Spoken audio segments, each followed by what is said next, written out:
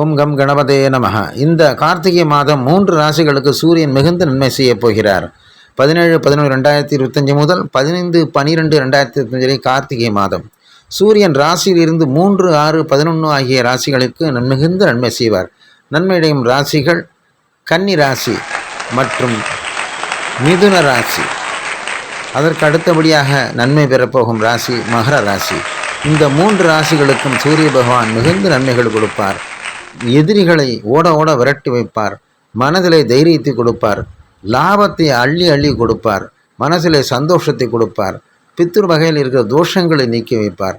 அதனால் கன்னி ராசியில் பிறந்தவர்கள், மிதுன ராசியில் பிறந்தவர்கள் மற்றும் மகர ராசியில் பிறந்தவர்கள் இந்த மாதம் முழுவதும், கார்த்திகை மாதம் முழுவதும் ஞாயிற்றுக்கிழமைகள் சைவமாக இருந்து சூரிய பகவானை பிடித்த ஆதித்ய கிரகத்தை படித்து அதன் மூலம் மிகுந்த நன்மைகளை பெற்று சகல சௌபாக்கியங்களும் பெறுமாற வேண்டி கேட்டுக்கொள்கின்றோம்.